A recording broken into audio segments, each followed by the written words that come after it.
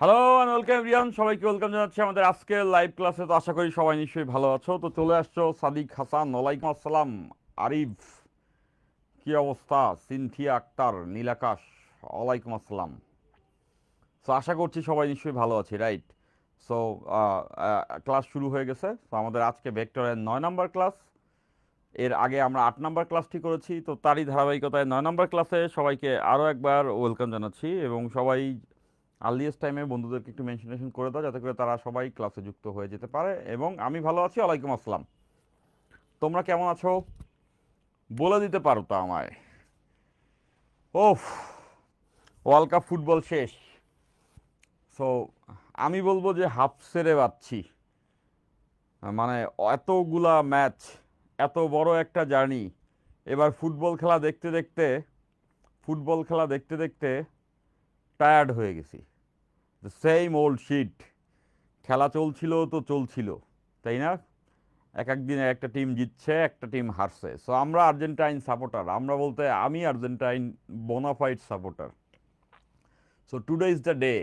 আজকে আসলে একটা বেটার রিয়েলাইজেশনের ডে। আর্জেন্টিনা হারছে, মেসির ফেয়ারওয়েল, এবং আর্জেন্টিনা ম্যাচ হেরেছে। স্যার আর্জেন্টিনা তো হেরে গেছে, সাথে 6টা কার্ড পেয়েছে, সাদিক হাসান বলছো। এবার আসো, আজকে আমি বলবো, আজকে আমি বলবো। আই স্টিল রিমেম্বার তোমাদের এই ভেক্টর ক্লাস আজকে 9 নাম্বার। সো এই ভেক্টরের লাইভ ক্লাস যেদিন শুরু হয়েছিল, 1 নাম্বার ক্লাস যেদিন ছিল, ওই দিনই বিশ্বকাপ শুরু হয়েছিল। এবং ওই দিন রাতে থেকে ওয়ার্ল্ড কাপ শুরু হয়েছিল। সো আমি প্রথম প্রেডিকশন যেটা করছিলাম, প্রেডিকশন না, এটাই হবার ছিল, সেটা হচ্ছে এইবার ওয়ার্ল্ড কাপ ব্রাজিল আর্জেন্টিনা কেউ জিতবে না। এবার ওয়ার্ল্ড কাপ ব্রাজিলও জিতবে না, আর্জেন্টিনাও জিতবে না। I was damn sure about it. Probability এইটাই বলে back to back world cup জেতার কোনো চান্সই নেই। এবং সেটাই হয়েছে। অ্যান্ড দ্যাটস দ্য রুল, এরকমই হওয়ার কথা ছিল। এবং আর্জেন্টিনা আজকে হারছে। তো আই স্টিল রিমেম্বার যে লাস্ট ক্লাসে, ভেক্টরের 8 নাম্বার ক্লাসে, তখনও তোমরা জিজ্ঞাসা করতেছিলে যে ভাইয়া আপনার প্রেডিকশন তো মিললো না, আর্জেন্টিনা তো ফাইনালে উঠে গেছে, এখন তো আর্জেন্টিনা জিতবে। সো আমি লাস্ট ক্লাসেও বলে গেছিলাম গত পরশু যে আর্জেন্টিনা হারবে ম্যাচ, এবং আর্জেন্টিনা আজকে ম্যাচ হারছে। এখন এইটা আসলে সারপ্রাইজ হওয়ার কিছুই নাই। সেটা হচ্ছে শুধুমাত্র বিলিভ দিয়ে তুমি আসলে কখনোই ফুটবল ম্যাচ জিততে পারো না, ওখানে তোমার skill is a must, right? So স্পেনের সঙ্গে আর্জেন্টিনা হারারই ছিল। সেটা কমপ্লিট পাসেস নাম্বার যদি আমরা দেখি, 700+ আর 300+ হচ্ছে আর্জেন্টিনার। শর্টস অন টার্গেট অ্যাটেম্পট, 20টা শট দিছে হচ্ছে গিয়া স্পেন, আর 14টা হচ্ছে গিয়া ওয়ান টার্গেট ছিল। আর্জেন্টিনা 0টা শট দিছে এবং 0টা অন টার্গেট ছিল। সো এটাই হারা উচিত ছিল, এবং হারাটা দেখে আমার মন থেকে একটা প্রশান্তি লাগছে যে আর্জেন্টিনা এই হারটা আসলে আর্জেন্টিনার খুবই দরকার ছিল। এইটা গেল একটা। এর পাশাপাশি আর্জেন্টিনার সব থেকে বাজে জিনিস যেটা পেড্রিয়ে দেখলাম হচ্ছে, পেড্রি না, পেড্রেসে দেখলাম, পারাদেসে দেখলাম হচ্ছে গিয়া ম্যাচ হারার পরে স্পেনের প্লেয়ারদের মারামারি করতেছে, তাদের জার্সি ছিঁড়ে ফেলতেছে, মাইরা ধাক্কা দিয়ে ফেলাই দিতেছে। সো এইটা হচ্ছে, একে তো এক ম্যাচ আসছে, তার উপরে বেয়াদবি এবং হচ্ছে গিয়া মানে কি টক্সিসিটি যারে বলে, সেটা সর্বোচ্চ লেভেলে নিয়ে গেছে। এইটা আরও বেটার হইতে পারতো মেসির ফেয়ারওয়েলের দিনে। ওয়ার্ল্ড কাপ হেরে যাওয়াটা কোনো ধরনের খারাপ কিছু না, তবে আর্জেন্টিনার বিহেভিয়ার দেখে আমার কাছে মনে হচ্ছিল যে এই টিম ওয়ার্ল্ড কাপ জেতার কোনো দরকারই নাই।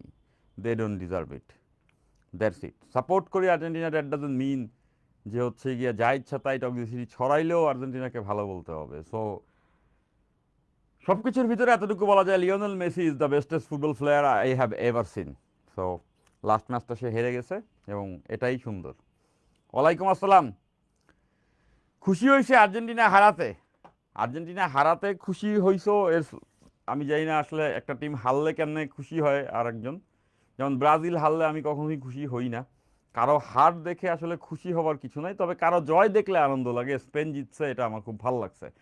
2010 সালে যখন স্পেন ওয়ার্ল্ড কাপ পায়, প্রথম ওয়ার্ল্ড কাপ, তখন ইনিয়েস্তা, জাভি এরা ছিল। নেদারল্যান্ডের সাথে ফাইনাল হয়েছিল। সো ওই দিন আমি স্পেনের সাপোর্টার ছিলাম। আমি আর্জেন্টিনা বনাফাইড সাপোর্টার, তাও বলবো যে স্পেন সুন্দর ফুটবল খেলেছে। স্পেন খুবই সুন্দর ফুটবল খেলেছে, এবং স্পেনই আসলে এই জয়টা ডিজার্ভ করে। তো 2010 এবং 2026-এর মধ্যে একটা মিল আছে। স্পেন প্রথম ম্যাচ সুইজারল্যান্ডের সঙ্গে ড্র করছিল, 2010-এ। এবার কাবো ভার্দের সঙ্গে ড্র করছিল প্রথম ম্যাচ, এবং এরপরে আসলে তারা গ্রাজুয়াল ইমপ্রুভমেন্ট দেখাইছে এবং আর্জেন্টিনাকে আজকে জাস্ট আউটপ্লে করে দিছে। আর্জেন্টিনা ফ্রান্স দুইটা টিমকেই হারায় যারা ওয়ার্ল্ড কাপ জিতছে, তারা ওয়ার্ল্ড কাপ ডিজার্ভ করে। So that's it. Fine. Enzo red card, Enzo তো রেড কার্ড খাওয়ার কাজ করছে। এনজো রেড কার্ড একজন বলতেছো স্যার আপনি ঠিক করেননি, আমি কি করলাম? এনজো রেড কার্ড যে খাইছে, এনজো রেড কার্ড খাওয়ার মতো কাজ তো করছে। এনজোরে তো এমনি এমনি রেড কার্ড দেয় না, এনজো ডেফিনেটলি রেড কার্ড খাওয়ার কাজই করছে। আগে একটা ফাউল করছে, তারপরে সে হচ্ছে যে চার্জ করছে, সেটাতে আসলে সে রেড কার্ডই খায়। এবং আর্জেন্টিনা মনে হয়েছিল মারামারি করতে নামছে। আর্জেন্টিনা একটা গ্যাং কালচার চলে। তো আর্জেন্টিনা যে ম্যাচ খেলছে এটা আমার কাছে মানে অবাক হওয়ার কিছু নাই। আমার কাছে তো বরঞ্চ এটা অবাক লাগতেছিল ফাইনাল পর্যন্ত চলে গেছে কিভাবে এই টিম। খেলাটা আরও বেটার হইতে পারতো। খুব বোরিং একটা ফাইনাল ম্যাচ হয়েছে। Fine. So or ever the thing is, আমার জন্য খুশি হওয়ার বিষয় এটাই, প্রেডিকশন সবসময় মিলে না। প্রেডিকশন মিলে গেলে মনে হয় অনেক ভালো প্রেডিকশন, আর না মিললে মনে হয় worst. But or ever the case is, আমি প্রথম দিন বলেছিলাম যে আর্জেন্টিনা ব্রাজিল কেউ জিতবে না ওয়ার্ল্ড কাপ। তো সেটা জিতে নাই, ব্রাজিল তো জেতার কথাই না, আর্জেন্টিনাও জিতে নাই। লাস্ট ডেতেও আমি বলে গেছি যে আর্জেন্টিনা হারবে, এবং সেটাই হয়েছে। তো এখানে আসলে দুঃখ পাওয়ারও স্কোপটা খুবই কম, কারণ যেটা হবার সেটাই তো হয়েছে। সেখানে আমি কখনো এক্সপেকটেশন রাখি নাই আর্জেন্টিনা আসলে জিতবে। 4 স্টার ডান। ব্রিন তো বলছে 4 স্টার ডান। হ্যাঁ, একদম 4 স্টার ডান। 3টা স্টারই আর্জেন্টিনার জন্য ঠিক আছে। ঠিক আছে। আর্জেন্টিনা তো বলই পায় না। হ্যাঁ, বল তো আর এমনি এমনি উড়ে উড়ে আসবে না। বলটা আসলে তোমাকে গেইন করতে হবে, বলটা তোমাকে আসলে খেলে অর্জন করতে হবে। সো সেটা আসলে আর্জেন্টিনা খেলে নাই, তাই না? স্ট্র্যাটেজি খুবই বাজে ছিল। প্লেয়ারদেরকেও আমার কাছে মনে হয়েছে ম্যাচের মাঝখানে মরাল ডাউন। সো এবার দ্য কেসিস, ড্রপ ইট। ওয়ার্ল্ড কাপ শেষ, আলহামদুলিল্লাহ ওয়ার্ল্ড কাপ শেষ, এবং কংগ্রাচুলেশনস টু স্পেন। স্পেন এই ওয়ার্ল্ড কাপ ডিজার্ভ করে। সো যে যেটা ডিজার্ভ করে সে সেটা অ্যাচিভ করবে। এটাতেই পজিটিভিটি আমাদেরকে দেখতে হবে। যে যেটা ডিজার্ভ করে না সে সেটা পাবে না, দ্যাটস ইট। ইয়ামাল, হ্যাঁ ইয়ামাল, শুধু ইয়ামাল বললে হবে না, পুরো Spain team as a unit ভাই অ্যামেজিং খেলছে। স্পেন কি করছে, পুরো মাঠটাকে ছোট করে ফেলছে। কীভাবে ছোট করছে, যে স্পেনের সব থেকে ভালো পয়েন্ট ছিল কেউ যদি কাউন্টারে যায় স্পেনের গোলকিপার দৌড়ায় অনেকটা পথ কাভার করে। সো এইটা ফ্রান্সের সঙ্গেও করছে, আর্জেন্টিনার সঙ্গেও করছে। দ্যাট মিনস এই সাইড থেকে স্পেনের মাঠ ছোট হয়ে যায়, বল আসা মাত্র দ্রুত দৌড়ে সেই গোলকি ক্লিয়ার করে দেয়। এই পাশ থেকে স্পেনের সাইডটা ছোট হয়ে যায়। আর মিড লাইন বরাবর স্পেনের মিডফিল্ড যথেষ্ট ভালো, সব থেকে ভালো বলতে পারলো বলা যেতে পারে। মিডে ওরা হচ্ছে ম্যাক্সিমাম প্লেয়ার্স রাখে, তাহলে মিড ওরা কন্ট্রোল করে যেহেতু ওরা ভালো খেলে। আর তাইলে বাকি থাকলো মিড কন্ট্রোলে, ওদের সাইডে গোলকি তো আসলে রান দিয়ে সামনে আগে আসতেছে, তাহলে এই সাইড থেকে স্পেন ব্লক করে ফেলে, সামনে এতটুকু জায়গা বাকি থাকে যে জায়গাটাতে আসলে অপোনেন্টের গোল। সো ওই জায়গাতেই বল সবসময় থাকে, ওই জায়গাতেই আর্জেন্টিনা খেলছে, কাউন্টার প্রেস করছে খুব ভালো। সো বল আর্জেন্টিনা ডিবক্সের চারপাশেই ঘুরছে, এবং স্পেনের দুর্বলতা হচ্ছে তাদের ভালো ফিনিশার নাই।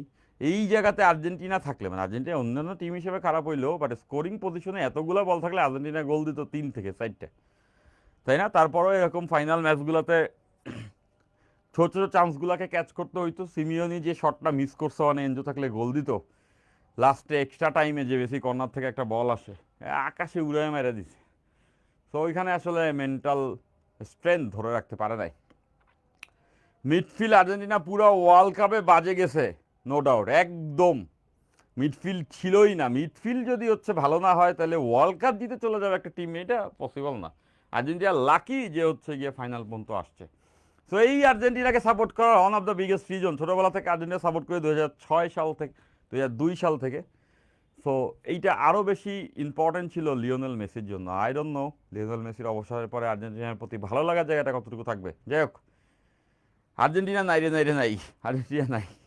সো আমার হাসি পায় তাদেরকে দেখে যারা হচ্ছে গিয়া জীবনের সব প্রাপ্তি এবং অপ্রাপ্তি আর্জেন্টিনা ওয়ার্ল্ড কাপ জেতা এবং না জেতার উপরে যে ইনভেস্ট করে ফেলছে।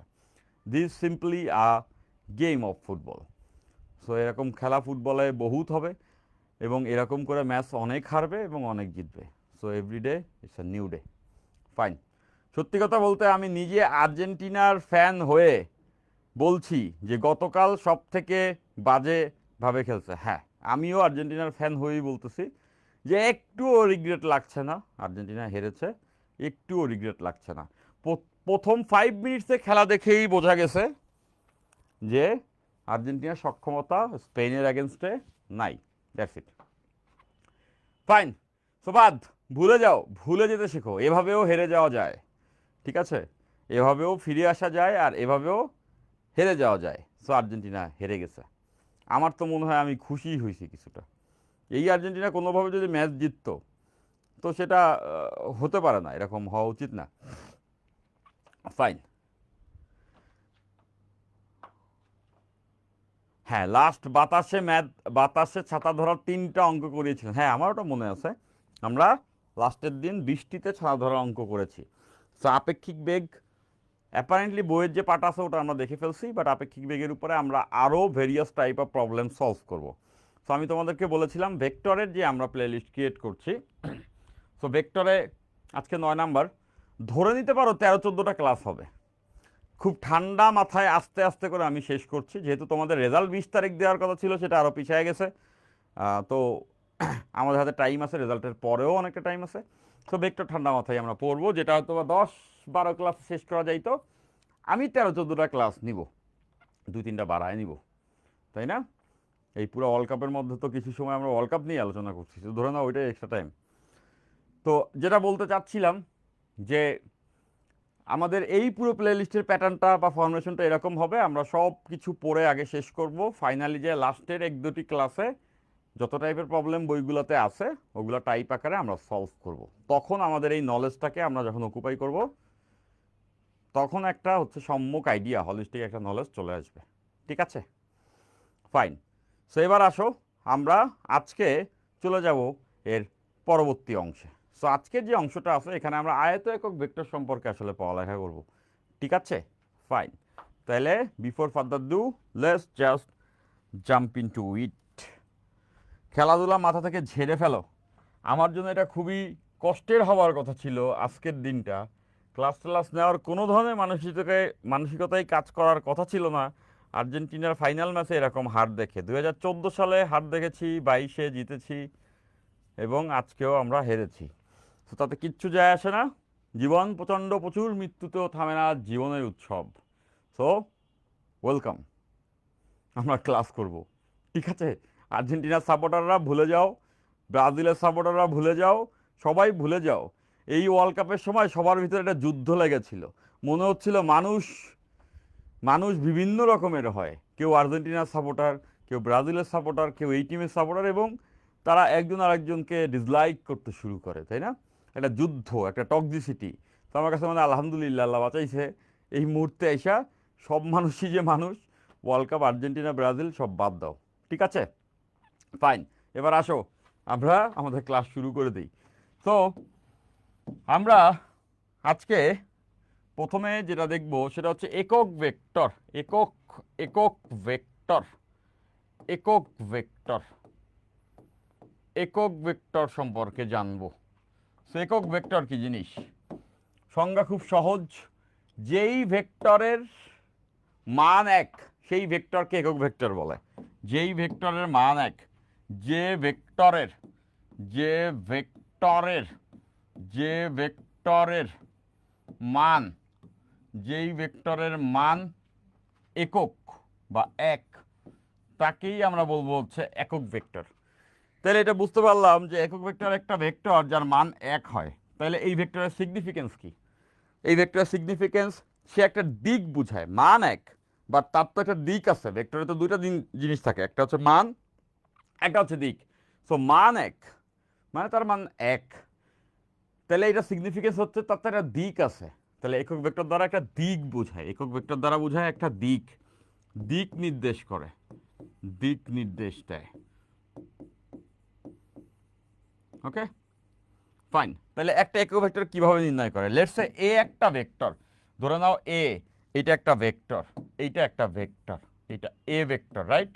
দেখতেছো এ ভেক্টরটা অনেকটা বড় একটা ভেক্টর। এখন আমরা এই দিক বরাবর, এই ভেক্টরের তো একটা দিক থাকবে, এটা একটা দিক। সো এই দিক বরাবর একটা একক ভেক্টর বের করতে চাই। Okay fine.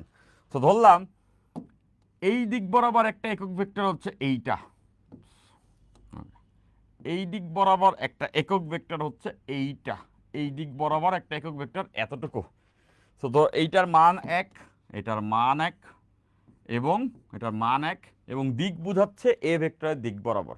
তাহলে এই যে এই দিক বরাবর একক ভেক্টর, এটাকে আমরা ধরলাম একটা নাম দিলাম, এটা হচ্ছে এ ক্যাপ। এই ক্যাপ দ্বারা অ্যাকচুয়ালি একক ভেক্টর বোঝায়। হ্যাঁ, এই এর দিক বরাবর একটি একক ভেক্টর হচ্ছে এ ক্যাপ। এ ক্যাপের নাম দিতে পারি এ এর দিক বরাবর, এ ভেক্টরের দিক বরাবর, এ ভেক্টর এর দিক বরাবর, দিক বরাবর, দিক বরাবর একটি একক ভেক্টর, একটি একক ভেক্টর, ইউনিট ভেক্টর বা একক ভেক্টর। ঠিক আছে, এটাকে আমরা বলতেছি হচ্ছে এ ক্যাপ। তো এটা কিভাবে বের করা যায়? It's quite simple. এই এ ক্যাপ এটা বের করার ওয়ে হবে পুরা এ ভেক্টরটাকে যদি এ ভেক্টরের মান দ্বারা ভাগ করি তাইলেই আমরা পেয়ে যাবো একক ভেক্টর। উপরে আমরা ভেক্টরটা বসাবো, নিচে হচ্ছে ভেক্টরের মান বসাবো। আমরা জানি সাইন ছাড়া যখন আমরা লিখি এইটাকে আমরা বলি ভেক্টরের মান। তাহলে এর মান দ্বারা ভাগ করব এ ভেক্টরটাকে, তাইলে আমরা পেয়ে যাব ওই একক ভেক্টরটা, রাইট? তাহলে কোনো ভেক্টর বরাবর একক ভেক্টর নির্ণয় করতে হলে ওই ভেক্টরকে ভেক্টরের মান দ্বারা ভাগ করে দিতে হয়। তাহলে দেখো মান দ্বারা ভাগ করে দিলে এটার মান হয়ে গেল 1, তাই না? এই ভেক্টর বা এই ভেক্টরের মান, এই দুটার অনুপাত 1 হবে, তার মানে এইটার মানও 1 হয়ে গেল। আর দিকটা থাকলো এর দিকেই। তাহলে আমরা যদি কখনো একটি একক ভেক্টর নির্ণয় করতে চাই তাহলে ওই ভেক্টরকে ওই ভেক্টরের মান দ্বারা ভাগ করে দিতে হবে। ঠিক আছে, তো এটা গেল একক ভেক্টর। ঠিক আছে, এটা গেল একক ভেক্টর। ফাইন। এই তোমাদের যুদ্ধ এখনো শেষ হয় নাই, ওয়ার্ল্ড কাপ নিয়ে এখনো তোমরা পড়ে আসো, অনেকেই হচ্ছে গিয়ে এই কী সব উল্টাপাল্টা কথা লিখতেছো, এই পেজেসের মতো কাজ করতেছো। ম্যাচ হাইরা এরপরে হচ্ছে স্পেনে প্লেয়ারকে মারধর শুরু করে দিছিল। সো এটা মনে হচ্ছিল যে আমি একদম 5 বছরের বাচ্চা থাকা অবস্থায় না মনে হয় এই কাজটা করতাম। একই তো হারছে, তার উপরে মারপিট করতেছে গ্রাউন্ডে, তাই না? খুবই হাস্যকর ছিল। এখন তোমাদের অবস্থা অনেকটা এরকম, অনেকে এখন এই ওয়ার্ল্ড কাপ হারার পরে এই কমেন্টে যুদ্ধ গালিগালাজ এগুলো শুরু করে দিয়েছো। সো এগুলি করা যাবে না, হ্যাঁ, এগুলি করা যাবে না। কখনো ভেক্টর চিহ্ন দিতে হয়, কখনো দিতে হয় না। নওশিন জাহান বলছো, তোমাদের এই কথাগুলো শুনলে এমন অবাক লাগে।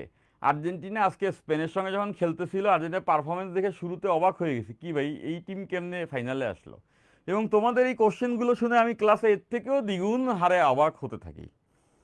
মানে বলা কথা, যে কথা 10 বার 100 বার নানা রকম ক্লাসে বলতেই থাকি, তোমরা হঠাৎ করে নতুন বাচ্চা হয়ে যাও, নওল কিশোর, যাই সে এমন একটা কোশ্চেন করো, তুমি বিশ্বাস করো ইনার মি অট্ট হাসিতে হেসে পড়ে, এরপরে মাথা গরম হয়। এবার আমি খুব তখন ঠান্ডা টোনে তোমাদেরকে আনসারগুলো দিয়ে যাই।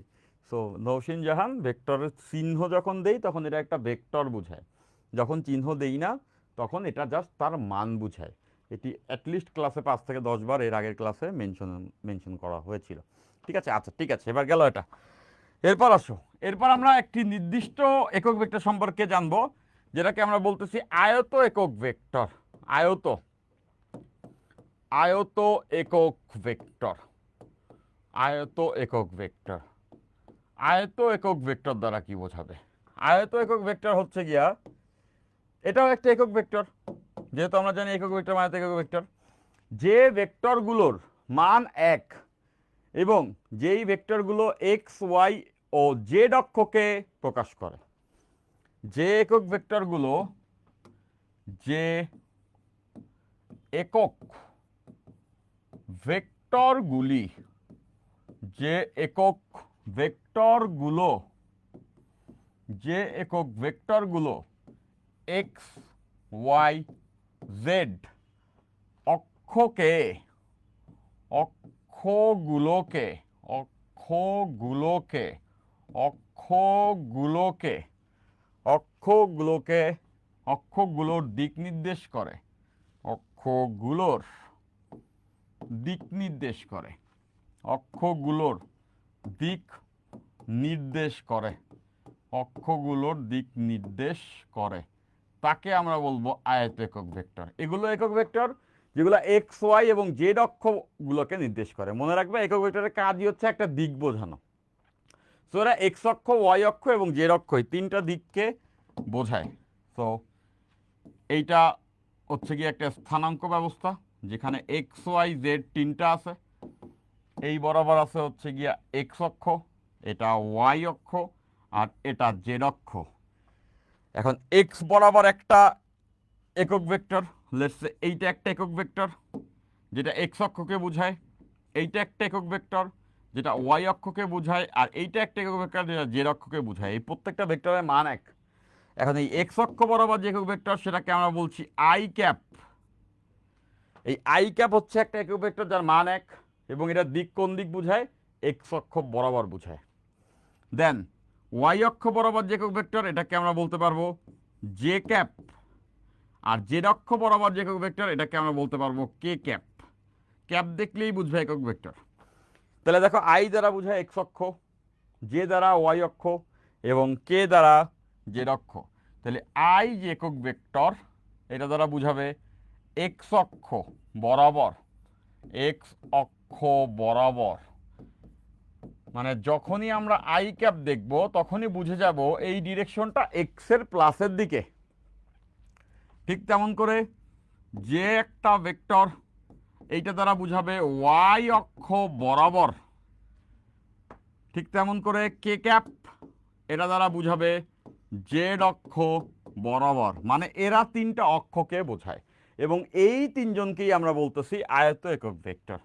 এই তিনজনকেই আমরা বলতে পারবো আয়ত একক ভেক্টর। তো আমরা এর আগে ভেক্টরের রিপ্রেজেন্টেশন দেখেছি। ভেক্টরের রিপ্রেজেন্টেশনে আমরা দেখেছি যে একটা ভেক্টরকে মান এবং দিক দিয়ে প্রকাশ করে।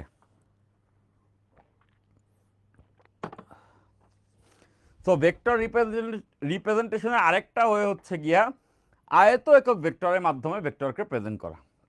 সো আজকে আমরা ভেক্টরের এই প্রেজেন্টেশনটা দেখব। ঠিক আছে? এত হার্ড কেন সব কিছু? সালমা আক্তার বলছো কোনো কিছু হার্ড না, সব কিছু ওকে আছে, একদম সিম্পল। হ্যাঁ, তুমি একটু সময় দাও, তুমি একটু মন দিয়ে পড়ো, তাহলে হার্ড। এই কথাটা যখন সালমা আক্তার বলো যে এত হার্ড কেন সব কিছু, তখন আমি তোমাকে বলবো দুনিয়াতে তুমি এর থেকে সহজ আর কি আশা করছিলা? মানে আমি তোমাদেরকে ভেক্টর ফিজিক্স পড়াইতেছি, মানে একদম নেমে এসে সহজতম ভাষায় সাবলীলভাবে তোমাদেরকে আসলে এই ভেক্টর ফিজিক্স পড়াচ্ছি। তো এর থেকে সহজভাবে যদি পড়াইতে হয় আমি সেই স্টুডেন্টকে বলবো তোমরা আরেকটু নিচের ক্লাসে ডিমোশন নিয়ে চলে যাবে, ওখান থেকে আরেকটু পড়ে আসলে তখন এটা আরও একটু ইজি লাগার কথা। হ্যাঁ, সো এর থেকে সহজভাবে বলা যায় না। সো এরপরে যখন বলো যে এত হার্ড কেন সব কিছু, তখন আমার খুব খারাপ লাগে যে ছেলেপান এত সহজ জিনিস নিতে পারতেছে না, তাহলে সামনে যখন কঠিন দিনগুলো আসবে, কঠিন কনসেপ্ট, তখন তো ওদের অনেক কষ্ট হবে। তখন আমার এমপ্যাথেটিক ফিল হয়। ঠিক আছে? আচ্ছা ফাইন, এবার আসো। তাহলে আমরা আয়ত একক ভেক্টরকে এটা বুঝে গেছি। সো আমরা আয়ত একক ভেক্টরের মাধ্যমে একটা ভেক্টরকে প্রকাশ করা শিখব। আয়ত একক ভেক্টরের মাধ্যমে একটা ভেক্টরকে আমরা এক্সপ্রেস করব। সো দেখো, যে কোনো ভেক্টর আমরা যখন যে কোনো ভেক্টর লিখতে চাই, আমরা যখন যে কোনো ভেক্টরকে প্রকাশ করি, তখন দেখো এক্স ওয়াই অক্ষের মাধ্যমে, এক্স ওয়াই জেড অক্ষের মাধ্যমেই কিন্তু সব ভেক্টরকে এক্সপ্রেস করা সম্ভব। লেটস সে এখানে একটা বিন্দু আছে, এটা তো 3D এরকম একটা কাঠামো, এইখানে একটা বিন্দু আছে। হ্যাঁ, সো বোর্ডের উপরে এই জায়গাতে, তো এই বিন্দুর স্থানাঙ্ক এক্স ওয়াই জেড, এই বিন্দুর স্থানাঙ্ক এক্স ওয়াই জেড, 3D স্থানাঙ্ক এক্স ওয়াই জেড, এই প্রত্যেকটাই প্লাস ধরে নিলাম। তাহলে ব্যাপারটা আসলে কি বোঝায়? ব্যাপারটা বোঝায় এক্স বরাবর এক্স যাবে, ওয়াই বরাবর ওয়াই যাবে এবং জেড বরাবর জেড উচ্চতায় উঠবে। তো আমরা এইভাবে করে দেখতে পারি যে লেটস সে এই যে এক্স অক্ষ বরাবর এক্স দূরত্বে আসবে, এতটুকু এক্স। দেন ওয়াই অক্ষ বরাবর দেখো এই সমান্তরাল রেখে এতটুকু আসছে, এটা হচ্ছে ওয়াই। আর জেড অক্ষ বরাবর এতটুকু উপরে উঠছে, এটা হচ্ছে জেড। তাহলে দেখো এক্স এক্স বরাবর ওয়াইতে ওয়াই বরাবর ওয়াই অংশ, জেডে জেড বরাবর এতটুকু অংশ উঠছে। সো ফাইনালি এই বিন্দুটার স্থানাঙ্কটা আমরা এইখানে বসাই। এইটা হচ্ছে ওই বিন্দুটা যেটা হচ্ছে এক্স ওয়াই জেড, যার স্থানাঙ্ক। ওকে, নিশ্চয়ই ভিজুয়ালাইজ করতে পারতেছে। এখানে তোমাদের ভিজুয়াল পাওয়ারকে একটু কাজে লাগাও। এই যে দেখো এক্স ওয়াই জেড, এটা এক্স, এটা ওয়াই, এটা জেড। তাহলে এক্স বরাবর এক্স গেছে স্থানাঙ্কে, ওয়াই বরাবর ওয়াই আসছে, জেড বরাবর জেড উঠছে, এইখানে আছে। খেয়াল করো যে এক্স ওয়াই জেড এই বিন্দুতে আছে। তাহলে এই বিন্দুর স্থানাঙ্ক। Okay fine. সো আমরা এই যে বিন্দুটা আছে, হ্যাঁ, এইটাকে একটা ভেক্টরের মাধ্যমে এক্সপ্রেস করতে পারি। আমরা এভাবে লিখতে পারি যে এইটা একটা ভেক্টর, এই যে মূল বিন্দু থেকে ওই বিন্দুর পর্যন্ত কানেক্টিং যে ভেক্টর দেখতেছো, এটা মূল বিন্দু, এটা মূল বিন্দু, এইটা মূল বিন্দু, আর এইটা হচ্ছে ওই বিন্দু পর্যন্ত, এইটা একটা ভেক্টর। ওকে, সো এই ভেক্টরকে আমি নাম দিলাম এ ভেক্টর। এটা হচ্ছে এ ভেক্টর, এ ভেক্টর। তাহলে আমরা একটা কাজ করতে পারি, এই যে স্থানাঙ্ক আছে এটাকে এক্স ওয়াই জেড না বলে এটাও বলতে পারতাম A X A Y A Z, মানে স্থানাঙ্কগুলোর নামটা চেঞ্জ করে দিলাম। সো বুঝতেছো, এই যে এ এক্স আছে, এ এক্স দ্বারা বুঝাবে এ ভেক্টরের এক্স অক্ষ বরাবর অংশ, এইটা হচ্ছে এ এক্স। এরপরে দেখতেছো এ ওয়াই, এ ওয়াই দ্বারা বুঝাবে এ ভেক্টরের ওয়াই বরাবর অংশ। এরপর দেখতেছো এ জেড, এটা দ্বারা বুঝাবে এ ভেক্টরের জেড বরাবর অংশ। A X A Y A Z এই বিন্দুতে আসছে এবং আমরা এ ভেক্টর পেয়ে গেছি, জিরো থেকে এ পর্যন্ত কানেক্টিং। এখন আমরা এটাকে ইজিলি কেমনে এক্সপ্রেস করতে পারি? আমরা এভাবে লিখতে পারি, দেখো এই ভেক্টরকে আয়ত একক ভেক্টরের মাধ্যমে এভাবে এক্সপ্রেস করা সম্ভব। আমি একবারে লিখে তারপরেই বললে তোমরা বুঝে যাবা। A x I cap plus A Y J cap plus A Z K cap, এভাবে করে একটা ভেক্টরকে আমরা আয়ত একক ভেক্টরের মাধ্যমে প্রেজেন্ট করতে পারবো। এখন এটা দ্বারা কি বোঝায় দেখো, এ হচ্ছে একটা ভেক্টর, তাহলে আমি এই জিরো বিন্দু থেকে এই এ বিন্দুতে আসতে চাই, তাহলে এটা এভাবে লেখা যায় না যে এক্স অক্ষ বরাবর এ এক্স পরিমাণ যাব, ওয়াই অক্ষ বরাবর এ ওয়াই পরিমাণ যাব এবং জেড অক্ষ বরাবর এ জেড পরিমাণ যাব। সো এটাই কিন্তু বুঝাইছে। আমরা অলরেডি এটা জানি, এই I cap J cap K cap দ্বারা দিক বোঝায়। কোন দিক? এটা এক্স অক্ষ, এটা ওয়াই অক্ষ, এটা জেড অক্ষ। তাহলে দেখো এক্স অক্ষ বরাবর এ এক্স পরিমাণ যাবে, এ এক্স আই ক্যাপ দ্বারা বোঝায়, আই ক্যাপ দ্বারা এক্স অক্ষ বোঝায়, আর এ এক্স দ্বারা বোঝায় আই ক্যাপ বরাবর এক্স অক্ষ বরাবর কতটুকু যাব। তারপর এ ওয়াই জে ক্যাপ দ্বারা বোঝায় ওয়াই অক্ষ বরাবর কতটুকু যাব, আর এ জেড কে ক্যাপ দ্বারা বোঝায় জেড অক্ষ বরাবর কতটুকু যাব। তাহলে এই পথটা যদি আমরা হাঁটি, যে এখানে এতটুকু গেলাম, এখানে এতটুকু আসলাম, এখানে এতটুকু উঠলাম, তাইলেই তো আমি এই বিন্দুতে চলে আসলাম। তার মানেই তো জিরো বিন্দু থেকে, মূল বিন্দু থেকে এই বিন্দু বরাবর আমি চলে আসছি। তার মানে এই বিন্দুটাকে ফিক্সড করা গেছে, মানে এটা একটা ভেক্টর রিপ্রেজেন্টেশন, এটা একটা ভেক্টর। এবং এই যে অংশগুলো আছে, এই যে A X A Y A Z, এইগুলো হচ্ছে বিভিন্ন অক্ষ বরাবর অংশ বা উপাংশ। এভাবে লেখা যাবে এ এক্স হচ্ছে এক্স অক্ষ বরাবর, এক্স অক্ষ বরাবর, এক্স অক্ষ বরাবর এ ভেক্টরের, এ ভেক্টরের এক্স অক্ষ বরাবর এ ভেক্টরের মান, তাই না? ঠিক তেমন করে বাকিগুলো আমরা বুঝে গেছি। এটা হবে ওয়াই অক্ষ বরাবর, এটা হবে জেড অক্ষ বরাবর এ ভেক্টরের মান। মানে এইগুলাকে তুমি উপাংশের মান হিসেবে ধরতে পারো, উপাংশের মান হিসেবে ধরতে পারো। ওই যে আমরা আগে উপাংশে ভাগ করতাম না এ ভেক্টরের এই অক্ষ বরাবর উপাংশ, তাহলে এটা হচ্ছে এক্স অক্ষ বরাবর উপাংশের মান, এটা হচ্ছে ওয়াই অক্ষ বরাবর উপাংশের মান, এটা হচ্ছে জেড অক্ষ বরাবর উপাংশের মান। তাহলে এখন থেকে আমরা এভাবে করে একটা ভেক্টরকে রিপ্রেজেন্ট করতে পারবো। লেটস সে যদি এরকম একটা ভেক্টরের কথা বলে দেয়, এ vector equals to 2i cap plus 3j cap plus 5k cap. এটা দ্বারা কি কি বুঝাইলো? বুঝাইলো মূলবিন্দু থেকে 2, 3, 5 বিন্দুর দিকে যে ভেক্টরটা, এইটা এক্স অক্ষ বরাবর অংশ 2 একক, এই 3 দ্বারা বুঝাবে ওয়াই অক্ষ বরাবর অংশ 3 একক, আর এই 5 দ্বারা বুঝাবে জেড অক্ষ বরাবর অংশ হচ্ছে গিয়ে 5 একক। ঠিক আছে, এভাবে একটা ভেক্টরকে আমরা রিপ্রেজেন্ট করে ফেলতে পারবো। তো আমরা আয়ত একক ভেক্টরের মাধ্যমে একটা ভেক্টরের রিপ্রেজেন্টেশন বুঝে গেছি। এখন এইটা তো একটা ভেক্টরকে প্রকাশ করার ওয়ে।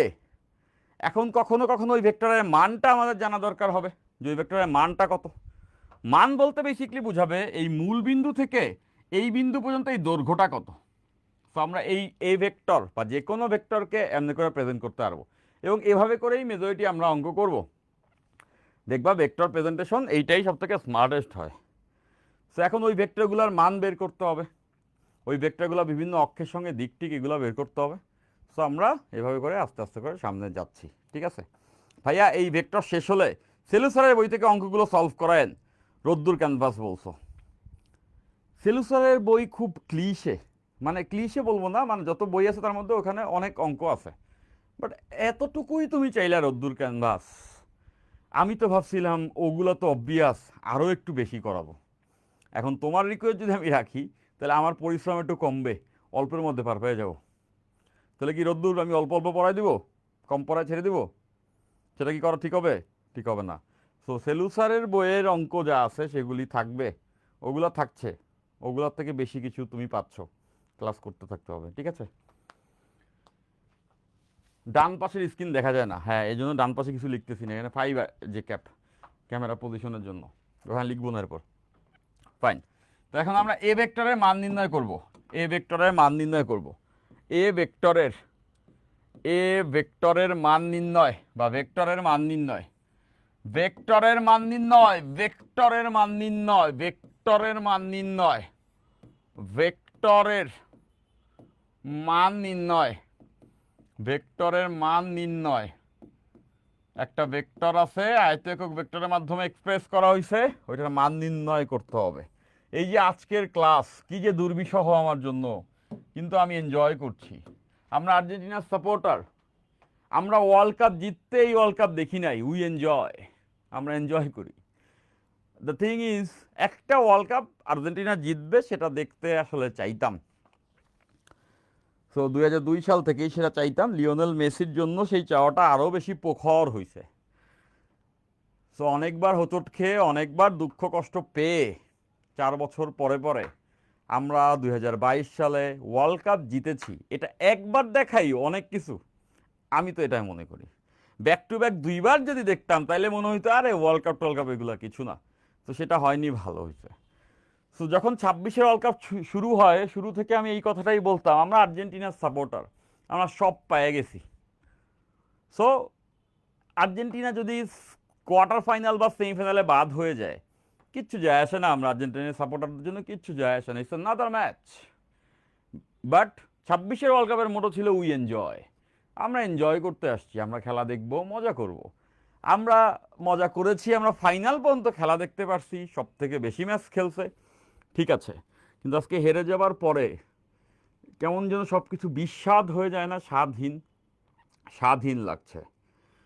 আমার এক্সপেকটেশন ছিল না আর্জেন্টিনা জিতবে, তারপরেও আসলে খুব ভালো লাগছে এমন না। এর ভিতরে তোমাদের ক্লাস চলছে তাই না? সো মানে ভেঙে চুরে যাচ্ছে মন, তারপরও চলছে ক্লাস। ওকে ভাইয়া, এই বইটা অনেক কঠিন না? অত কঠিন না, সোজা আছে, পারা যাবে। হ্যাঁ, আচ্ছা, ফাইন। সো দেখো, ভেক্টরের মান নির্ণয়, আমরা এখন একটা ভেক্টরের মান নির্ণয় করতে চাই। তো আমাদের কাছে একটি ভেক্টর আছে, ভেক্টরটা হচ্ছে, ভেক্টরটি হচ্ছে a vector, a vector, a vector. তো এই সেই a vector, a x I cap, a Y J cap, a Z K cap. এখন আমরা জেনে ফেলছি এভাবে করে একটা ভেক্টরকে রিপ্রেজেন্ট করা যেতে পারে। এখন এই ভেক্টরে আমরা মান নির্ণয় করতে চাই। সো আমাদের চিত্র থেকে জিনিসটা বোঝা সহজ হবে।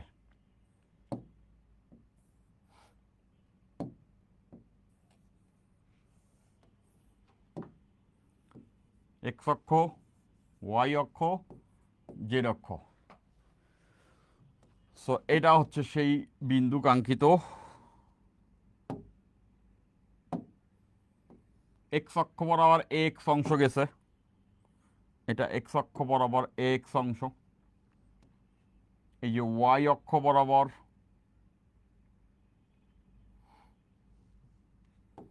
এ ওয়াই অংশ, এবং জেড অক্ষ বরাবর, জায়গা নিয়ে রাখা দরকার,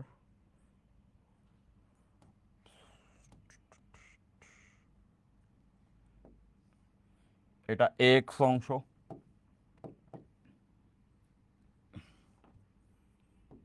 এটা এ ওয়াই অংশ, এবং এটা এ জেড অংশ। তো দেখো আমরা তিনটা অংশ বের করে নিলাম। হ্যাঁ, তো আমরা জানি এই যে বিন্দুটা রয়েছে, এখানে যে বিন্দুটি রয়েছে, এই বিন্দুটি হচ্ছে গিয়া A X, A Y, A Z. আর এই যে ভেক্টরটা আছে, এই ভেক্টরটা হবে এই মূল বিন্দু থেকে এই বিন্দু পর্যন্ত কানেক্টিং। এই যে এটা আমাদের এ ভেক্টর। এখন আমরা এই এ ভেক্টরটার মানটা বের করতে চাই। মানটা বের করা মানে এই রেখাটার দৈর্ঘ্যটা বের করা, মূল বিন্দু থেকে ওই বিন্দুটা পর্যন্ত যে কানেক্টিং এর দৈর্ঘ্যটা বের করা। তো এটা কীভাবে আমরা বের করতে পারি? তো আমি এখানে কিছু এক্সট্রা স্কেচ করে নিব। দেখো দেখো আমি এখানে একটা সমান্তরাল রেখা টানতে চাই। এই যে একটা সমান্তরাল রেখা, দেখি তো ঠিক আছে, হ্যাঁ ঠিক আছে, এই যে একটা সমান্তরাল রেখা টানছি। তাহলে এটা তো ভিজুয়ালাইজ করতে পারো আমরা সবাই। এইটা যদি এক্স হয় আর এইটা যদি এ ওয়াই হয়, তাহলে ইটস কোয়াইট কমন সেন্স এই তলে ভূমিতে, হ্যাঁ মনোযোগ দিও, ভূমিতে এইটা এক্স, এইটা এ ওয়াই, এ এক্স আর এ ওয়াইয়ের মাঝের কোণ কি 90 ডিগ্রি হয়, এক্স অক্ষ ওয়াই অক্ষের মাঝের কোণ 90 ডিগ্রি। তাহলে এটা কোয়াইট আন্ডারস্ট্যান্ডেবল, এটা এ এক্স, এটা এ ওয়াই। তাহলে এই যে ত্রিভুজটা আছে, এই যে ত্রিভুজটা আছে, এই ত্রিভুজে এইটা হবে অতিভুজ ভূমিতে। আঁকছি আমরা পার্সপেক্টিভে, দ্যাটস ওয়াই এরকম বাঁকা লাগছে, বাট এতটুক ভিজুয়ালাইজ সেন্স তোমার এমনি ইনবিল্ট ব্রেনে থাকতে হবে। তাহলে দেখতে পাচ্ছ এই যে ত্রিভুজটা আছে, এই ত্রিভুজে এইটা এক্স, এইটা এ ওয়াই, এক্স আর ওয়াই লম্ব, তাহলে এইটাই অতিভুজ। অতিভুজ কত হবে? অতিভুজ খুব সহজ, এটা বুঝতে পারতেছি। এ এক্স আর এ ওয়াই যদি হয় এটার মান, তাহলে অতিভুজটা হবে root over A x square plus A Y square, যেটা হচ্ছে এই রেখাটা। দেখো ভূমি এবং লম্ব, তাহলে অতিভুজ এইটা, দুইটার বর্গের যোগফলের বর্গমূল। তাহলে আমরা এই বেসমেন্টটা পেয়ে গেছি। এবার দেখো এই ত্রিভুজে এই যে ভূমি আর এই যে লম্ব, তাহলে এইটা অতিভুজ। দেখো এইটা হচ্ছে ভূমি আর লম্বটা হচ্ছে জেড অক্ষ। এক্স ওয়াই তলের সঙ্গে জেড অক্ষ লম্ব হয়, তাহলে বুঝতেছো এইটা ভূমি, এইটা লম্ব, তাহলে এটা হচ্ছে তার অতিভুজ। এই ত্রিভুজে, এই ত্রিভুজে এটা হচ্ছে অতিভুজ। তাহলে খেয়াল করে দেখো যে, তাহলে খেয়াল করে দেখো যে এইটুকু হচ্ছে এ এক্স আর এই ভূমি হচ্ছে এ x square plus A Y square, এইটুকু এ জেড, সরি এইটুকু হচ্ছে এ জেড, আর এতটুকু হচ্ছে root over A x square plus A Y square. তাহলে এর অতিভুজটাই হচ্ছে এ, এ ভেক্টরের মান। তাহলে এ ভেক্টরের মান কত হওয়া উচিত? দেখো রুট ওভার এই ভূমির হোল স্কোয়ার, যেটা হচ্ছে root over A x square plus A Y square, এইটার হোল স্কোয়ার, এই ভূমির স্কোয়ার আর এই লম্বের স্কোয়ারের বর্গমূল। লম্বটা হচ্ছে এ জেড, লম্বটা হচ্ছে A Z, A Z square. দেখো এটা ভূমির স্কোয়ার লম্বের স্কোয়ারের যোগফলের বর্গমূল, মানে এটাই এই অতিভুজটা। তাহলে এইটাকে স্কোয়ার করে দিলে আমরা একবারে লিখতে পারবো A equals to root over, দেখো রুট ওভার আর স্কোয়ার চলে যাবে, থাকবে A x square plus A Y square plus A Z square. So আমরা এ ভেক্টরের মানটা পেয়ে গেলাম। এটাই এ ভেক্টরের মান, এটাকেই আমরা এ ভেক্টরের মান বলবো। তাহলে এই ভেক্টরটা তো এইভাবে প্রকাশ করা যায়। এখন এ ভেক্টরের মান, এ ভেক্টরের মান এই দেখো এখানে ভেক্টর সাইন দেই নেই, মানে এটা দ্বারা বোঝায় এ ভেক্টরের মান। ভেক্টরের মান বোঝানোর জন্য অনেকগুলো ওয়ে আছে। একটা ওয়ে হচ্ছে ভেক্টরের সাইন দেই নেই মানেই মান, আর একটা হচ্ছে ভেক্টরের সাইনও দিছি, দিয়ে দুই পাশে মডুলাস দিছি, এটা দ্বারাও মান বুঝায়। যদি ভেক্টর সাইন সহ মডুলাস মানে মানটা, এবং ভেক্টরের সাইনও দেই নেই তাইলেও মানটাই বুঝায়। ওকে ফাইন, তাহলে এই ভেক্টরের মান হবে root over A x square plus A Y square plus A Z square. এটা মনে রাখলেই চলবে। প্রমাণটা আমরা একবার দেখা নিলাম। তো এটা কীভাবে করতে হবে? দ্য থিং ইজ, যতগুলো সহগ আছে সহগগুলোর বর্গের যোগফলের বর্গমূল, সহগগুলোর বর্গের যোগফলের বর্গমূল করে দিব, তাহলে আমরা পেয়ে যাব এ ভেক্টরের মান, এ ভেক্টরের মান, এ ভেক্টরের মান, এ ভেক্টরের মান, মান, এ ভেক্টরটার মান। তো আশা করি সবাই এটা বুঝে ফেলছি। ঠিক আছে?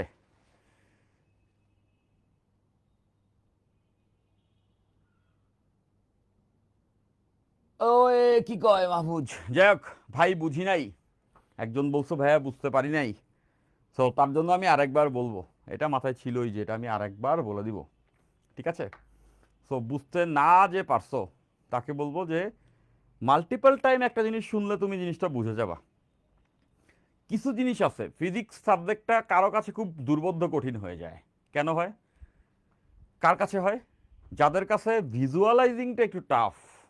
দেখো হিউম্যান ব্রেন দুই অনেক টাইপের হতে পারে, তার মধ্যে একটা মেজর টাইপিং এভাবে করে চিন্তা করা যেতে পারে।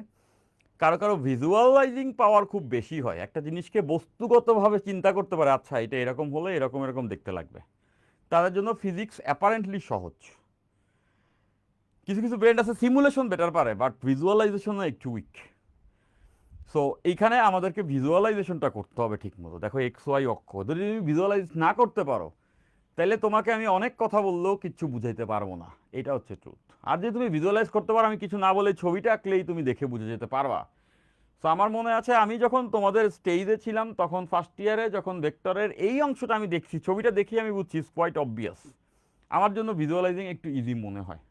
যারা ভালো ছবি আঁকে, যারা পার্সপেক্টিভ, তারপরে বিভিন্ন রকম হচ্ছে চিত্র ভালো বুঝে, তাদের জন্য এই জিনিসপত্রগুলো দেখে অবভিয়াস মনে হবে। আর যাদের ওইটা একটু দুর্বল তাদের জন্য টাফ মনে হয়, তাদের জন্য আমি দুইবার বলতেছি। দেখো এই যে এই বিন্দুতে আসছি A X A Y A Z, তাহলে এই A X A Y X Y তলে থাকো, মনে করো একটা রুমের মতো আছে, একটা তুমি যে রুমে আছো ওই রুম, ওই রুমে তুমি যে ফ্লোরে দাঁড়ানো আছো ওইটা হচ্ছে এক্স ওয়াই তল, দৈর্ঘ্য হচ্ছে এক্স, প্রস্থ হচ্ছে ওয়াই, ওই তলে তুমি দাঁড়ায় আছো, আর উচ্চতাটা হচ্ছে জেড। তাহলে এবার দেখো এই যে সেই মেঝে একটা টাইলস, এটা একটা টাইলস চিন্তা করো, এটা হচ্ছে টাইলসের দৈর্ঘ্য, এটা টাইলসের প্রস্থ, তাহলে টাইলসের কর্ণের দৈর্ঘ্য কত হবে? এরপর যে না বুঝো মায়ের কিন্তু দেখো এবার বুঝবে সবাই, আমি জানি এই টাইলসের দৈর্ঘ্য এত প্রস্থ এত, তো এটা কর্ণ কত হবে? টাইলসের কর্ণ কত হবে? কর্ণ হবে রুট ওভার দৈর্ঘ্যের স্কোয়ার প্লাস প্রস্থের স্কোয়ার, এই যে দেখো টাইলসটার কর্ণ। তো টাইলসের কর্ণ পাইছি, এবার ওই টাইলসের ওই কোণা থেকে লম্বালম্বি উঠে আসি এজেড। তাহলে দেখো টাইলসের কর্ণ আর ওই টাইলস থেকে উপরের দিকে উঠে আসছি, যে টাইলস থেকে উপরের দিকে উঠে আসছি, তাহলে এইটা হচ্ছে এজেড। তাহলে টাইলসের সাপেক্ষে ওই ফ্লোরের সাপেক্ষে উপরের দিকটা কি লম্ব না? তাইলে এই টাইলসের কর্ণ আর উচ্চতা বরাবর উঠছি এজেড, এই দুইটা পরস্পর লম্ব। তাহলে এই দুজনের বর্গের যোগফলের বর্গমূলটাই হবে এই বিন্দু থেকে এইটার দৈর্ঘ্য, মানে রুমের একটা কর্নার থেকে ওই উচ্চতা বন্ধু দূরত্ব। তাহলে এটার বর্গ এটার বর্গের যোগফলের বর্গমূল, তাইলেই চলে আসছে এটার দৈর্ঘ্য। এরপরেও যে বুঝো নয় এমন কেউ থাকবে না, আর যদি থাকে তাহলে ক্লাস শেষ হওয়ার পরে এই ক্লাসে তুমি দু তিনবার এই কথাটা দেখবা। এই কথাটা আমি আরো 10 বার বললে কিছু চেঞ্জ হবে না, বাট এই কথাটুকু বলে দেওয়াটাই যথেষ্ট আছে। অনলাইন ক্লাসের সুবিধা এটাই যে টিচার যখন একটা টপিক পড়ায়া যায় একবারই ডিলিভার্ড হয় না, ওই ক্লাস তুমি চাইলে যতবার মন চায় ততবার দেখতে পারো। But there is a loophole, teacher sufficiently যদি না বলে যায় তাহলে আসলে যতবার ইচ্ছা ততবার দেখেও লাভ নাই। And I am confident enough, I said more than sufficiency. Okay, 3D clear, Nowshin বলছো ক্লিয়ার। স্যার কেমন আছেন? ভালো আছি, খুব ভালো আছি।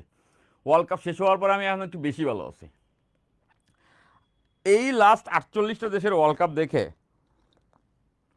প্রোডাক্টিভিটি কমে জিরোর দিকে চলে আসতেছিল, নিজেকে মনে হয়েছিল গণক বাবা হয়ে গেছি। মানে একটা হচ্ছে যে প্রবাবিলিটি দিয়ে প্রেডিক্ট করা কি হইতে পারে, আরেকটা হচ্ছে নিজেকে ফিল করা যে একটা গণক হয়ে গেছি, যে কোন ম্যাচে কে জিতবে হেন তেন। তো এটা এটা খুব বাজে একটা অভ্যাস, দুনিয়ার সব থেকে বাজে অভ্যাস এটা। রিলিজিয়াস পিওভি থেকে দেখলে এটা তো কাইন্ড অফ শিরিকির মতোই হয়ে যায়, যে দুনিয়াতে কি হবে না হবে এটা বান্দা আগে আগে বলা শুরু করে দিছে, সে জানে সব কিছু। This is only God's decision, right? তো অনেকটা জুয়া খেলার মতো না ব্যাপারটা? জুয়ার বোর্ডে কি হয়, জুয়ার বোর্ডে প্রেডিকশন লাগায় মানুষ টাকায় খেলে, আর ফিফা ওয়ার্ল্ড কাপে অনেকটা তাই হয়, একটা টিমরে সাপোর্ট কইরা এরপরে কে জিতবে কে হারবে মারামারি গুতাগুতি এটি হয়। So this is not a good practice. যতক্ষণ পর্যন্ত এন্টারটেইনমেন্ট ঠিক আছে, বেশি সিরিয়াস বাজে হয়ে যায়।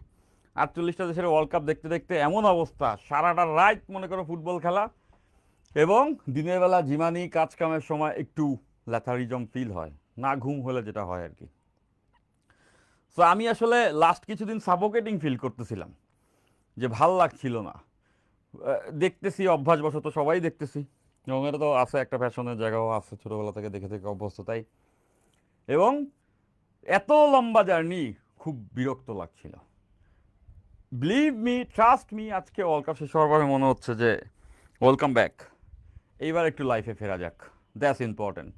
লিওনেল মেসি তার লাইফে কাপ টাপ সব জিতে জিতে মোটামুটি সে সাকসেসফুল একজন অ্যাথলেট।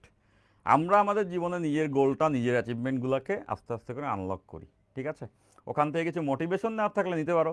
যদিও আজকে আর্জেন্টিনার খেলা থেকে মোটিভেশন এইটাই, যে স্কিলফুল না হলে ম্যাচ জিতে যায় না, ঠিক আছে? ওকে, ফাইন। স্যার এতটুকু বুঝে গেছি, আমরা এটা সবাই বুঝে গেছি। তাহলে চলো আমরা এখান থেকে ছোট একটা ম্যাথ করি, ছোট একটি ম্যাথ করি।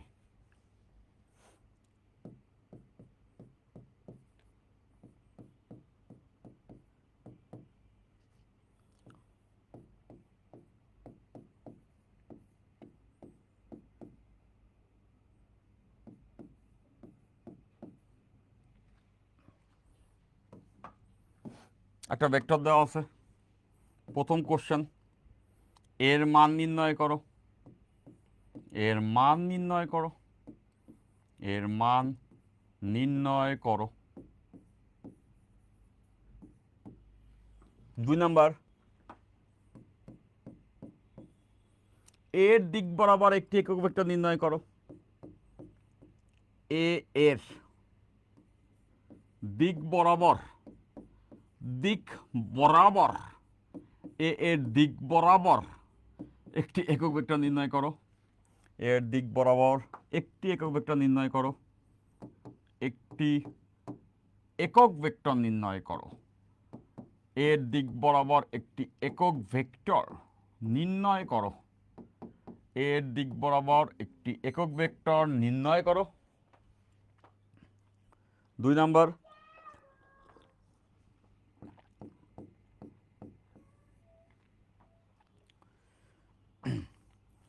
এ এর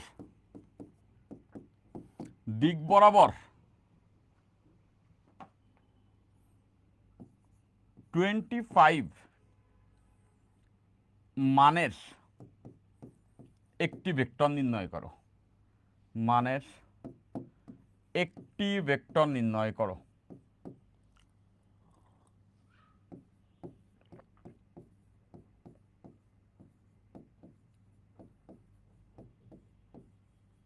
ওকে, সেটা আমাদেরকে করতে হবে।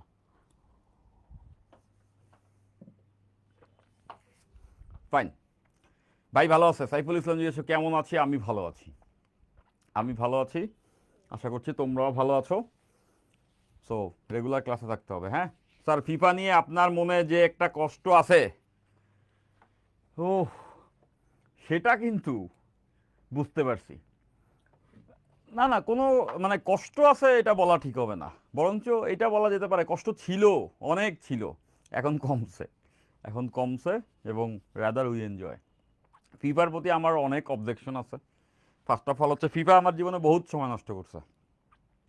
ছোটোবেলা থেকেই ওয়ার্ল্ড কাপ দেখা, এরপরে ওয়ার্ল্ড কাপে যখন অ্যাচিভমেন্ট না আসছে তখন লিগ ফুটবলে নিজের টাইম ইনভেস্ট করা, ওই ছোটবেলায় 2002 সালে মাইকেল ওয়েন যখন লিভারপুলে হচ্ছে গিয়া স্ট্রাইকার ছিল, ওই সময় থেকে আমি ইপিএলে লিভারপুল সাপোর্ট করি।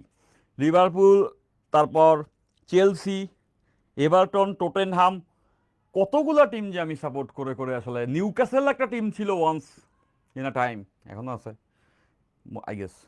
এইটা পর্যন্ত আমি সাপোর্ট করে আসছি। ম্যানচেস্টার ইউনাইটেড, ম্যানচেস্টার সিটি, এগুলোর উত্থান কিভাবে হয়েছে এগুলো দেখে না, উত্থান তো অনেক আগে হয়েছে, মানে দেখে দেখে বড় হওয়া। তখন হয়তো বা ক্লাব ফুটবলের নামই আমাদের বাংলাদেশে গুটি কয়েক মানুষজনের মুখে ভিড়ে। এরপরে যখন হচ্ছে স্প্যানিশ লিগ দেখা শুরু হয়, এন্টার টু দ্য গ্যালাক্টিকোস, ওই যে রিয়াল মাদ্রিদের সেই টিম, ব্রাজিলের ওয়ার্ল্ড কাপ জেতা টিম, বার্সেলোনা একটা টিম, লুইস ফিগো তখন হচ্ছে ক্যাপ্টেন ছিল বার্সেলোনার, তখন রাউল গঞ্জালেস ছিল হচ্ছে রিয়াল মাদ্রিদের ক্যাপ্টেন। এই লিগ দেখা, এরপরে সিরিয়া এ লিগ থেকে শুরু করে যত লিগ আছে, এই ফ্রান্স লিগ টিগ এগুলো তো পরে শুরু হয়েছে, এখন তো সৌদি লিগও আছে, এটি তো ছিলও না তখন, তাই না? সেগুলো দেখে দেখে জাস্ট ওই স্যাটিসফ্যাকশন আনা যে নিজের টিম তো জেতে নেয় ওয়ার্ল্ড কাপ, তাহলে দেখতে থাকি ক্লাব ফুটবল, ওখানে কিছু না কিছু জিতবো। সেবার দেখতে দেখতে দেখতে একটা সময় আর্জেন্টিনার ওয়ার্ল্ড কাপ জেতাও দেখা হয়ে গেছে। তো এখন আসলে কষ্ট লাগে না, ইভেন ইফ ফিফার প্রতি ইনভেস্টেড হইতে হইতে আছে, কি বলে ওই যে আছে না, প্লে স্টেশন 4, তারপরে ছোটোবেলায় সেগা গেম ছিল, সেগা গেম মেগা গেম, ওইটাতেও ফিফা খেলা যেত। সো ওই ছোটোবেলা থেকে প্লে স্টেশন 2 থেকে এক্সবক্স থেকে শুরু করে করে ফিফা ফিফা সারাদিন ফিফা ফিফা। 2020 সালে করোনাকালীন সময় তো পুরো ডুবে গেছিলাম ফিফা খেলতে খেলতে, মানে এমন এক অবস্থা, ফিফা কম্পিটিশনে চলে যেতাম যে এই খেলবো আজকে। তো পরে একটা সময় রিয়েলাইজেশন হইলো যে এরা আমার বেশি সময় নষ্ট করে দেয়, তাই না? So this is kind of addiction. এখন এটার থেকে বেরোয় আসছি, ক্লাব ফুটবল একটু কম দেখি, ফিফা ওয়ার্ল্ড কাপ আসলে তো দেখতে হয়, ওটা দেখছি। সো আর আর না আর না আর না আর চাই না সময় নষ্ট করতে, ঠিক আছে? স্যার আমার কমেন্ট কি দেখেন না? গুনগুন বলছে, এই যে দেখলাম, ঠিক আছে, ফাইন। তো এবার আসো আমরা এই অঙ্কটা সলভ করবো। আজকে আমরা ক্লাস এতটুকুই করব, বেশি লম্বা করব না। আজকের দিনে ভাঙা মনে আমরা অনেকটা ক্লাস করে ফেলছি। দেখো, ফাইন, এর মান নির্ণয় করতে হবে। প্রথমে হচ্ছে এর মান নির্ণয়, এর মান নির্ণয়, এর মান নির্ণয়। বরঞ্চ রেদার আমি এই জন্যই মহা খুশি, সেটা হচ্ছে যে আমার প্রেডিকশন মিলছে, আমার প্রেডিকশন মিলছে। লাস্ট দিনের ক্লাসে তোমরা যদি ক্লাস তো দেখো না, তো এখন থেকে ক্লাস দেখবা, 8 নম্বরের ক্লাসে তোমরা স্কল করে দেখতে পারো, আমি বলে গেছিলাম যে ফ্রান্স কি বলে স্পেন জিতবে। ফাইন, এর মান নির্ণয় করে, এর মান নির্ণয় করো। তো এই একটা ভেক্টরটা মান নির্ণয় করতে হবে। তো আমরা অলরেডি জানি এটা মান নির্ণয় করা হয়ে হচ্ছে root over, root over, root over A x square A Y square.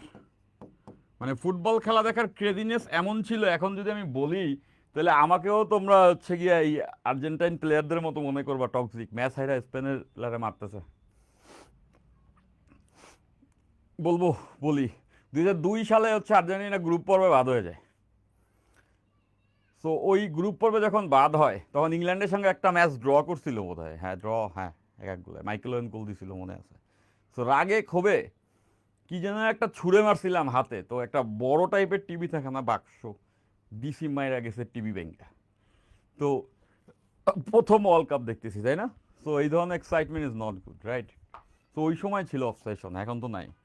Fine, তো এই জায়গা থেকে দেখো, এই এর মান হবে রুট ওভার 2 এর স্কোয়ার, 3 এর স্কোয়ার, 5 এর স্কোয়ার, 2 এর স্কোয়ার প্লাস 3 এর স্কোয়ার প্লাস 5 এর স্কোয়ার। 5 এর স্কোয়ার 25, 3 এর স্কোয়ার 9, 25 আর 9 34 আর 4, রুট ওভার 38, রুট ওভার 38 একক। মান হচ্ছে এত ইউনিট, এত ইউনিট। প্রথমটা ডান, প্রথমটা সলভড। এরপর 2 নাম্বার, এখানে কি বলছে?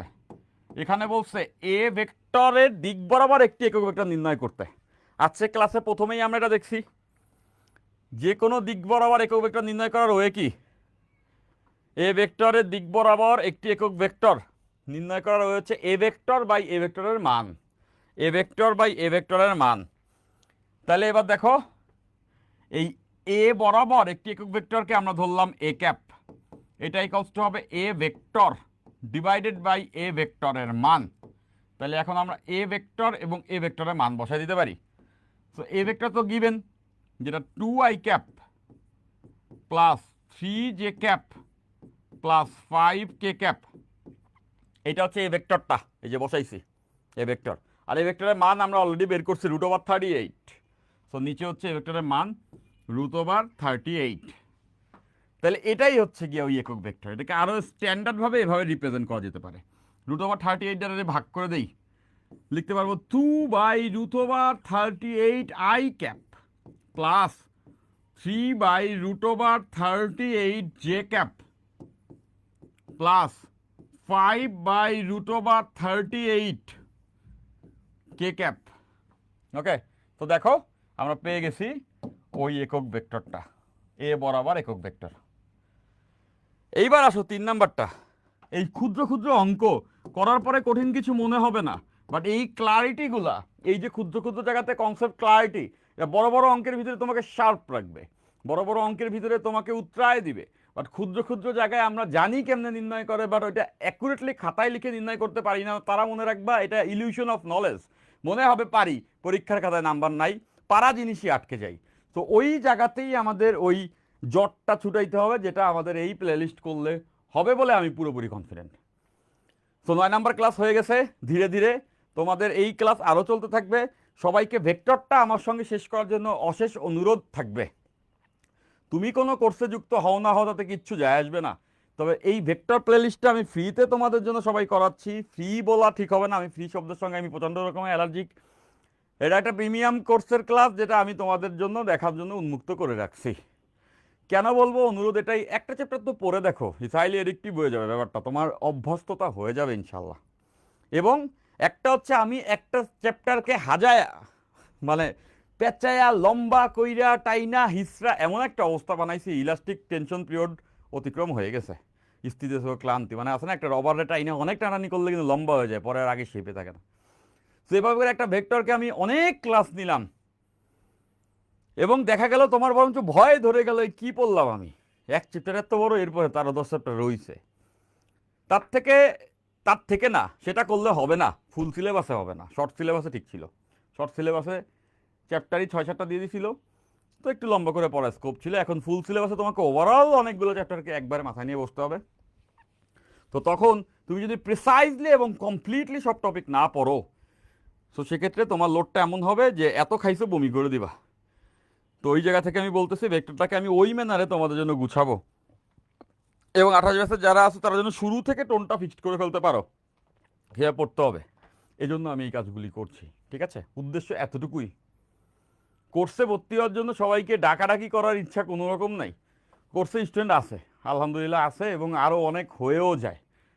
মানে অনেক যে দরকার ব্যাপারটা এরকম না, কিন্তু তোমরা যারা আসলে স্টুডেন্ট, তোমাদের যদি ভালো হয় একটা চ্যাপ্টার পড়ে যদি তুমি টেস্টটা বুঝে যাও, টোনটা বুঝে যাও, বা নিজেই সব পড়তে পারো, তাইলে আমার উদ্দেশ্য সফল হয়ে গেছে, ঠিক আছে?